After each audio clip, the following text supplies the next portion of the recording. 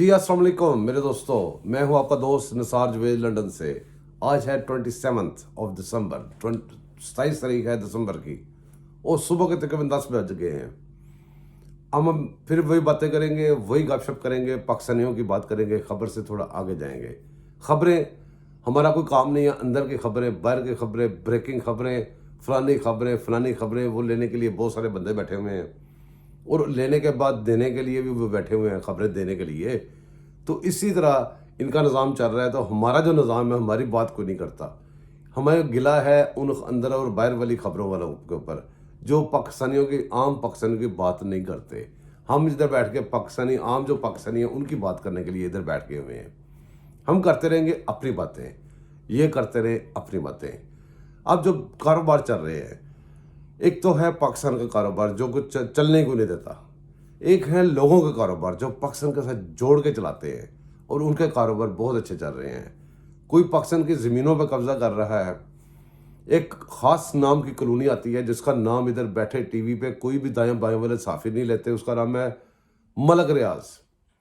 जहाँ मर्जी एक तख्ती लगती है बैरिया टाउन की, ज़मीनें वहाँ ख़रीद ली जाती हैं ज़बरदस्ती, वहाँ पे कॉलोनियाँ बन जाती हैं, और उन्हीं कॉलोनियों पे गरीबों से ख़रीदी ज़मीन के ऊपर गरीबों का दाखिला बंद कर दिया जाता है। और वहाँ पे एक मलक रियाज एक नाम है, एक सिर्फ क्या कहते हैं डेकोरेशन पीस है, दिखाने के लिए एक फेस है कि जो शक्ल दिखा के मुल्क को लूटा जा रहा है, मुल्क के ऊपर कब्जे किए जा रहे हैं। लेकिन इसके पीछे कौन है? ये इन्वेस्टिगेशन जिन्होंने करनी है उनका उसमें हिस्सा है। जो जजेस हैं जिन्होंने गरीबों की ज़मीनों के फैसले करने के लिए यहाँ पे हमारी मिसालें पड़ी हुई हैं, ऐसी ऐसी मिसालें पड़ी हुई हैं कि एक बंदा कोर्ट में पेश हुआ, उसको उसके हक़ में फ़ैसला हुआ, उसको फ़ैसला सुनाया गया वकील से। उसने पूछा क्या फ़ैसला हुआ? 30 साल के बाद फ़ैसला हुआ था। वकील ने बताया कि तेरे हक़ में फ़ैसला हुआ है। वो हार्ट अटैक उसको आया, उसको यकीन नहीं आ रहा था, वो उधर मर गया। हमारी अदालतों के मुंह काले ऐसे हुए हुए हैं कि जिन जजों ने खुद फैसले किए, उन्होंने आके बाद में खुद बैठ के पब्लिकली बताया कि मैंने प्रेशर में फ़ैसला किया था। नसीम हसन शाह ले लें, इस तरह की बहुत सारी मसाले ले लें। हमारी अदलिया में ऐसी मसाले मौजूद हैं कि आइन की किताबों में, कानून की किताबों में वो कानून लिखे नहीं हुए थे और उन्होंने फ़ैसले कर दिए। फैसला जज की औकात नहीं होती, जज का कोई ये काम नहीं है कि जो मर्जी मुंह से निकाले। वो बादशाह है, वो जज है, उसने कानून की तशरीह करनी होती है, आइन की तशरीह करनी होती है। वो जज है, उसका सिर्फ इतना काम है, इससे ज़्यादा कुछ नहीं होता। इससे ज़्यादा जब करता है वो, तो वो बादशाह बन जाता है। और वो बादशाह पार्लियामेंट जो कानून साजी करती है उसको जब मर्जी उल्टा के लपेट के उधर रख देता है। वो बादशाह प्राइम मिनिस्टर को, जो चीफ एग्जेक्टिव है कंट्री का, 3 दफ़ा का भी हो, 1 दफ़ा का कोई भी, जब दिल चाहे उसको उल्टा के उधर मारता है। वो बादशाह, उसकी बादशाहत ऐसी कायम है। और उस बादशाह के उसकी छड़ी चलवाने के लिए ऊपर एक और छड़ी वाला बादशाह है, वो वर्दी पहन के बैठा होता है और वो करवाई जा रहा होता है। अभी आपके सामने जनरल बाजवा साहब ने आके जब जा रहे थे, वो आखिरी तकरीर में उन्होंने बताया कि मेरे क्या क्या करतूत थे, ये मैंने गंद घोला है इस मुल्क में। और वो जो करतूत थे, उन करतूतों की वजह से हमारे मुल्क की इकॉनमी किधर की किधर चली गई, हमारे हालात मुल्क के ख़राब हो गए। सफ़र कर रहा है पूरा पाकिस्तान, और वो पाकिस्तान जो एक बाड़ों के बाहर है, बाड़ों के अंदर अंदर पाकिस्तान ठीक रहता है। उसके अंदर चीज़ें भी सस्ती मिलती हैं, बिल भी कम देने पड़ते हैं, कई लोगों को देने ही नहीं पड़ते, और वो उनकी तरफ कोई उंगली नहीं कर सकता, आंख उठा के इशारा नहीं कर सकता। वो तो सुखी रहते हैं। लेकिन वो बाड़ों और वो जो छावनियों की दीवारें, उसके बाहर जो ज़िंदगी है इतनी अजीरन हो गई है कि कोई बंदा सोच नहीं सकता। जो जिस अदारे की वर्दी पहनी हुई थी, और वर्दी तो मुल्क की पहनी थी, बाजवा साहब ने जिस अदारे का सरबराही की थी, जिस अदारे के लिए इतना बैड नेम उसे हासिल किया, नाम को गंदा किया, उस अदारे का अपना फ़र्ज़ बनता है, बजाय इसके कि बाहर से कोई उसको ऊपर उंगली उठाए तो उसके ऊपर सख्ती पैदा करें, बजाय इसके कि वो दूसरे लोगों को कुछ कहें। उस बंदे को क्यों नहीं पकड़ते जिसने नाम ख़राब किया, और सबके सामने माना भी कि मैंने ये सब कुछ किया है। हमारे अदारे ने को अपनी इज़्ज़त खुद करवानी नहीं आ रही। अदारे की एक आध बंदे की वजह से इज़्ज़त ख़राब नहीं होती। ادارے کی تب خراب ہوتی ہے جب ایک بندہ غلط کام کرتا ہے، باقی ادارہ اس کے پیچھے کھڑا ہوتا ہے، پھر سارا ادارہ بدنام ہو جاتا ہے، پھر سارے ادارے کے اوپر لوگوں کو غصہ آتا ہے۔ ایک پرویز مشرف آپ کے سامنے، اس بندے نے اتنی دفعہ اتنا ظلم کیا پاکستان کے اوپر، 10-11 سال اس نے خراب کر دیے، کرنے کے بعد اس بندے نے مکے بھی لہرائے، طاقت کا مظاہرہ بھی کیا، اس بندے نے 2 دفعہ مارشل لا لگائی اور سزا 1 دفعہ کی بھی نہیں دے سکے۔ جب اس کو سزا دینے کا ٹائم تھا، جب اس کو کورٹ میں بلایا گیا تو کورٹ کے بجائے اس کی گاڑی موڑ دی گئی ہاسپٹل کی طرف۔ کسی بندے کو ضرورت نہیں ہوئی کہ اس کو اریسٹ کر سکے، اسی ہاسپٹل سے وہ باہر چلا گیا۔ ابھی تک اس کا کوئی نام لیتا ہے تو ادارہ اس کے اوپر چڑھ جاتا ہے۔ کیوں ادارہ کیوں چڑھتا ہے؟ جب اس کے کام غلط ہے، ادارہ کیوں نہیں مانتا کہ اس کے کام غلط ہے؟ جب نہیں مانے گا تو لوگ اس کے ادارے کے خلاف ہو جاتے ہیں، یہ وجہ ہے۔ پھر اس کے بعد اس کی غیر حاضری میں اس کی تاریخیں بڑھتی رہیں، بڑا کچھ ہوتا رہا۔ ایک جج نے فیصلہ سنایا، اس جج کو مار دیا گیا، اس کورٹ کو ختم کر دیا گیا۔ تو کیا لوگ پاگل ہیں؟ لوگوں کو اس طرح نفرت پڑتی ہے۔ حافظ صاحب، آپ کو اللہ تعالیٰ نے موقع دیا ہے اپنے ادارے کی، چلو ملک کی تو عزت نہیں آپ بچا سکے، شاید بچا سکیں، لیکن ادارے کی عزت بچائیں۔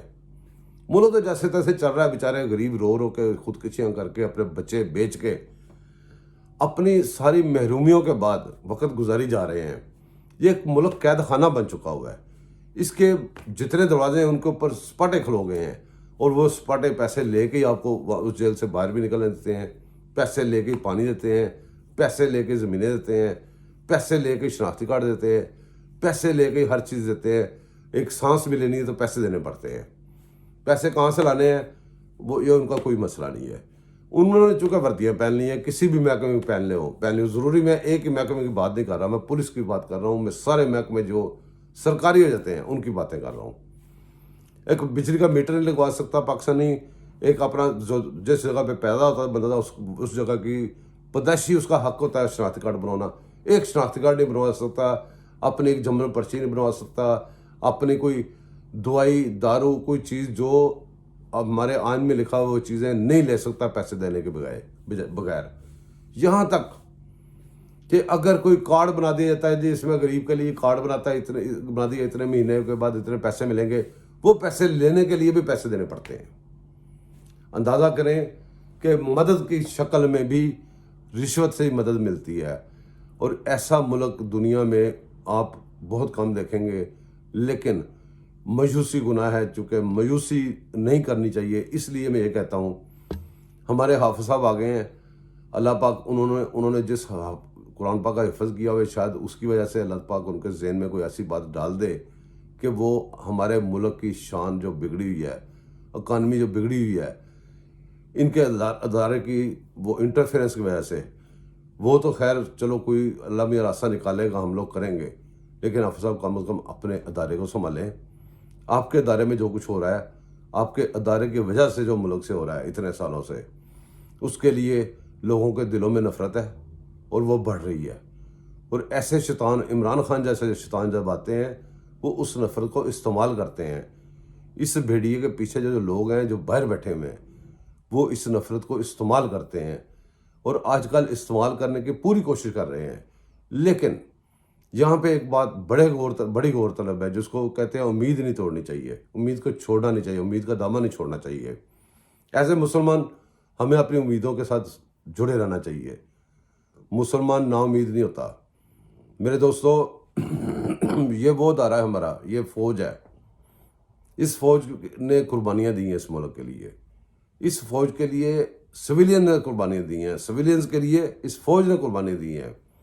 یہ فوجی کو یوگنڈا سے نہیں آ گئے، یہ فوجی کو کیٹو کی پہاڑی سے اتر کے نہیں نیچے آ گئے، یہ فوجی ہمارے اندر سے ہی ہیں، ہم ہی فوجی ہیں، اور فوجی سویلینز میں ہیں، سویلینز فوجیوں میں ہیں۔ لیکن یہ جو بڑے لوگ، کچھ چند لوگ بیٹھ کے گند مارتے ہیں، وہ فاصلہ ڈال دیتے ہیں فوجیوں اور عوام میں، اور خاردار باڑے لگا دیتے ہیں فوجیوں اور عوام کے درمیان میں، خلیج پیدا کر دیتے ہیں فوجیوں اور عوام کے درمیان میں۔